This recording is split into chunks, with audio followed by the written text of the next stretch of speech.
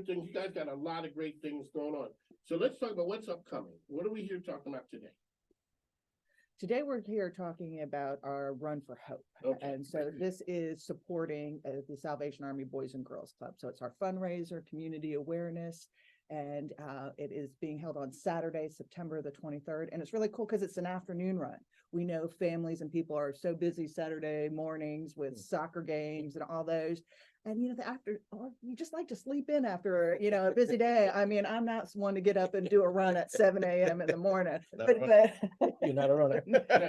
I'm not an early morning person, but this is something for everyone. So if you're a serious runner and you like to do a 5K and you want to get your timed and have an official time, you can run in our 5K. If it's your first 5K and you just want to try it out, you can still do that. So, it's for the competitive. And then we also have a 1 mile fun run. So if you're just wanting to get some extra exercise, bring the kids out, we have that going. But we also have a community village, which is going to highlight some of the cool stuff and activities that go on at the Boys and Girls Club. So the whole community will get to experience the joy of what the kids do on a daily basis when they're at the club. And then we've got our sponsors out there as well. Hold. You can't come here. We got to show love to the sponsors. There we go. Okay, let's talk about, because I always say changing the world ain't cheap, easy, or free. No, it's not. So money got to change hands somewhere. Yes, Okay, let's show some love to the sponsors. All right, well, we've got Williams Mullins, we've got Colonial Web, we've got the Richmond Times Dispatch, we've got Renewal Windows by Anderson, to name just a few of our sponsors. John Taylor. You don't want his name out there. Well, you know what? That's all right. Like they say in court. Boys and Girls Club alumni. There we go. Yes. The alumni, yes, Yes. Because the people do come back. yeah. Absolutely. Your alumni, but Right. people are part of the Right. family. I'm gonna tell you, Especially the club I'm alumni. gonna tell you something, It's Mike. That's the amazing. most rewarding part about being at the Boys and Girls Club. So for me, seeing 3 generations come and go and come and go and bring their children and their grandchildren back, that's what it's all about. That's what it's all about. The programs, like the familial feel to it is there. The building has changed, but it's still family. So Amazing. grandparents are bringing their grandkids saying, "Hey, man, you don't remember what I used to do here." Yes, A lot has changed, but a lot of it is still remains the same. the same. Yes. Yeah.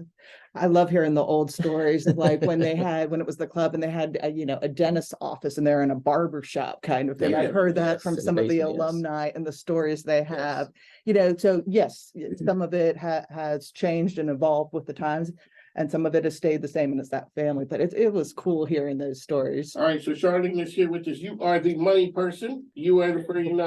Hey, like I said, we got to help out. What is it that's something that you guys need? Well, really, I mean, it is financial support and contributions and donations, and we need people giving on a monthly reoccurring basis if they want to be a reoccurring donor. But really, it's money so that we can have the support that we need to run these programs. I mean, we do rely heavily on volunteers, but we are an organization that is doing something and has programs and services running 365 days a week, a year, 7 days a week, 24 hours, because we always have to have people at our shelter. So we have a shelter for single men and we have a shelter for families. So I mean, that is a 24/7 operation. So I mean, we rely heavily on volunteers, but we need those financial contributions. So if you're able to do that, that is wonderful. And you can do that by just logging onto our website at www.salvationarmycentralva.org. If you just want to, give that way or register for the race, you can do it on that as well.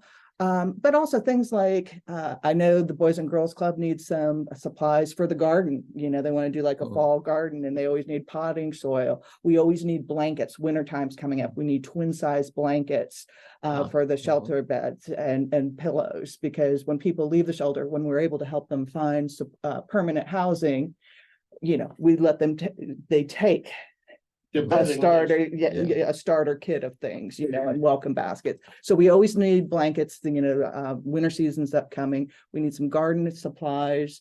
I know the STEM lab needs some stuff, so we can find some stuff for people to do. Let's talk a lot about, so the staff you have there can only go so far. Let's talk about the volunteers that you guys have that really make the difference, because they ain't there for the paycheck. They're there because they make a difference and they get something out of it. For sure. A lot of times we have alumni that come back and they give back, which is really neat. But one of the things we like to say is there are many opportunities for a lot of people to volunteer, whether it's a one-time opportunity, even like at this race, you can volunteer, or you can come back weekly, or you can just come for special events, but there's always something that they can be doing. We have one of our advisory council members now, Tashawn Dennis, is actually doing a class on money matters, teaching the young people, which is really amazing when you think about it. We have another gentleman coming in and he's teaching our Passport to Manhood class, teaching young guys how to grow into adolescence.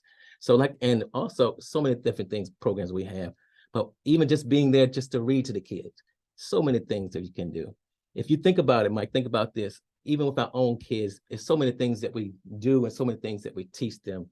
Anybody can kind of fit in that mold if they have a heart to volunteer. They could do the same on a larger scale. Talk a little bit about what the center means, the club means to the community. It's like, it's the centerpiece of it. Yeah.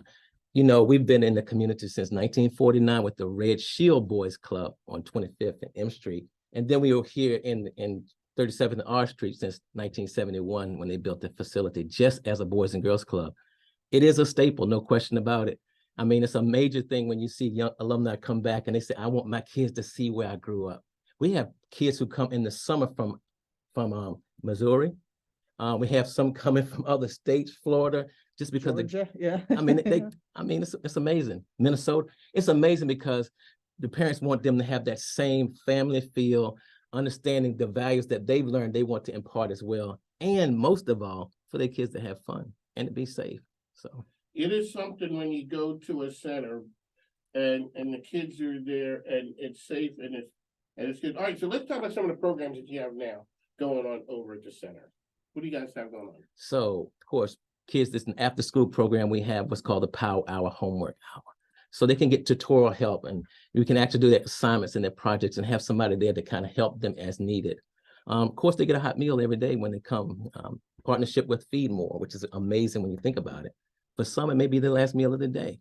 We have an amazing swimming pool. We partner with Swim RVA, swim lessons. I mean, from little bitty kids all the way up to